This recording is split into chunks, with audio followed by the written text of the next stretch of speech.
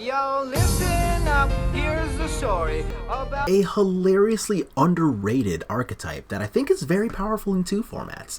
So today we're going to talk about mono blue spirits in both Historic and Pioneer.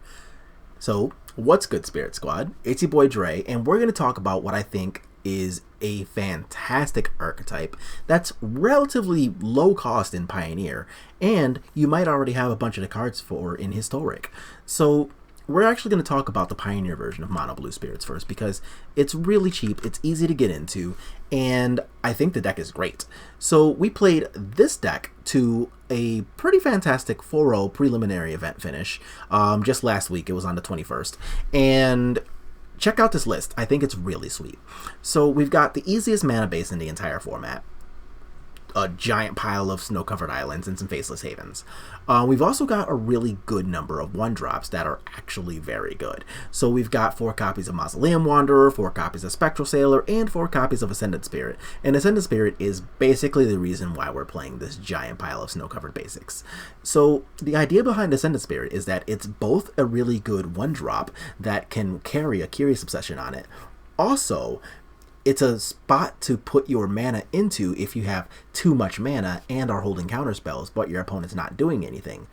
Still fine, because we can just put mana into Ascendant Spirit, make it better over the course of the game, and all of a sudden our one drop is a very real and respectable threat. Or we can threaten to hold up the Ascendant Spirit mana, and when they do try to participate, then we can use our counter spells to make their life suck. Either way, card's great. We also get to play a lot of the typical Spirits 2-drops here. We get Rattle Chains, we get Shackle Guys, we get Supreme Phantom, and then there's some 3-drops. I am choosing to play Nebelgast Herald. Some lists are not playing 3-drops at all, some lists are playing Brazen Bower. I like Nebelgast Herald. And then everything else is just kind of rounded up nicely with some counter spells. This deck gets to play Spell Pierce and Lofty Denial. I've seen some lists out there playing other counter spells too, like Mistcast and stuff like that.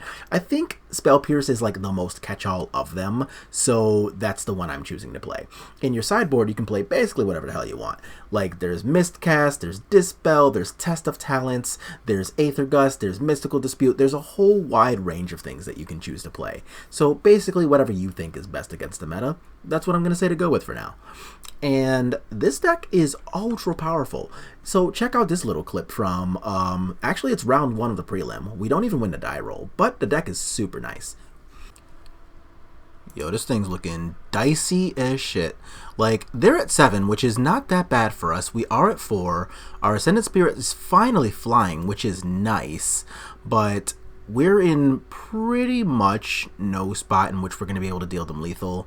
They know that, so they don't need to block with their second Goose or anything. And we really want to look out for this Corvold because, like, it's an 18-18 right now. They're gaining life, and yeah. So they go ahead, get another cat in.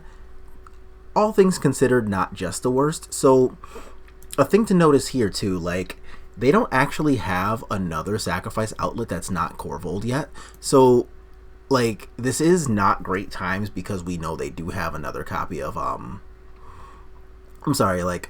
have 9 cards in hand. So them having another copy of, like, Witch's Oven or something isn't unreasonable. But what we want to do here is, like, block the Corvold, and we actually want to not do anything else here other than get the second block in. So if we don't block there and they have a sacrifice outlet, then just like one cat trigger will actually kill us. But if we, if we take the damage, then another cat trigger can just kill us. But if we stay at 2, then we actually kind of have outs. Granted, it's still not pretty, but there are technically outs. And our Nebelgast Herald at least can keep this stupid thing under control. They don't have a food, so the Lofty Denial actually gets to counter the Mayhem Devil. So there's like a slight chance that we actually get out of this. A second Nebelgast Herald will actually do the trick. So if they don't want us to pump and draw cards, they gotta block here, so that's what they do. And they're gonna pop the food, gain some life, and now they're all the way up at 10, which is not great times. Like, we're still pretty scared, but double Nebelgast Herald is actually pretty sweet. So we're doing some advanced finger crossing, but the Thoughtseize making them lose 2 life is actually super clutch for us, because now we're going to get to put in Nebelgast Herald, tap the Korvold, tap a Cauldron Familiar, take the 1 damage, and we're really hoping that they don't have a sacrifice outlet. If they don't have a sac outlet, then, well, they're taking 2 from their Thoughtseize, so that's just lethal on board. So, fingers crossed. Fatal Push doesn't do anything, because nothing left the battlefield, so that was a mistake. They should have just, like, Fatal Push Ascendant Spirit and gotten it over with, but, you know, whoops. So now they're going to go ahead and, I guess, get to attack with a cat. And, I mean, we're going to go to 1. Like, fuck it. We got lethal on board. So I thought about blocking real quick, but decided to just, you know, not. And they're drawing another card with the Fabled Passage and basically hoping to God for something to sacrifice. But, like, I don't need to do anything here. So we're just going to say fuck it and try to attack. Like, we've got flyers. They're at exact 8 because of their Thoughtseize. So let's fucking get there. Alright, let's go. So, yeah, Mono Blue Spirits, y'all. We got 21-21 Korvold. They've still got 5 cards in hand. A Resolved Mayhem Devil. Cats plus Trail of Crumbs, each in multiples. And Mono Blue Spirits, man. We're fighting a good fight out here. Super sick, right? So, as we saw, the deck was super powerful, it did good stuff, and even when our opponent was firing ultra high on all cylinders, our deck is still able to eke out some wins every now and then. Sometimes your opponent will make a mistake, sometimes your cards line up correctly. Either way, Spirits has the tool to do the job we need it to do. Now, we're going to talk about Mono Blue, but this time we're going to talk about it in the world of Historic. In this format, it's pretty close to being the same deck. Here we still have a giant pile of snow-covered islands, we also have Faceless Havens, and here, unfortunately, there are some pretty big trade-offs. There is no such thing as Mausoleum Wanderer in Historic, but we get additional copies of Curious effects, like Curiosity itself. Also, you get to play Memory Lapse, which is a really strong counterspell. Just 2 mana, put the spell on top of their deck, and don't worry about it until next turn. So, we do want to permanently solve problems in this deck, which is why we're only playing 2 instead of like a full 4. So we are playing 4 copies of Lofty Denial. But also you get to play 4 Ascendant Spirit, just like in the Pioneer deck. You get to play 4 Spectral Sailor. And again, there's no Mausoleum Wanderer, but we can still play 2 copies of Siren Storm Tamer. That card was good enough to play in the Simic versions of the deck in 2020. And now it's at least serviceable. It's not great, but it wasn't great last year either. But you get to finish out with Spell Pierce, you get Rattle Chains, you get Shacklegeist, you get Supreme Phantom. So again, all the typical Spirits tools that we have access to in the Pioneer deck. But instead of Nebelgast Herald in the environment of Historic, I think I would rather play Brazenbower, so that's what I'm choosing to play there.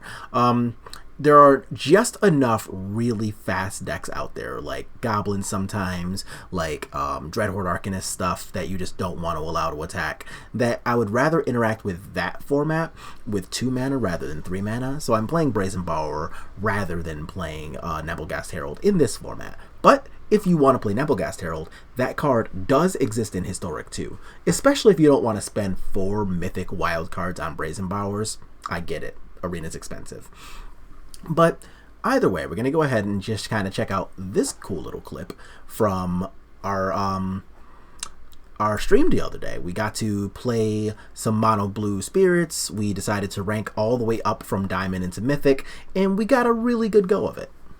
Oh, hey! If we win our next match, we just rank up and I'm done thinking about it. And our hand is pretty good. We've got a 1-drop, we've got counterspells, we've got a Curious Obsession.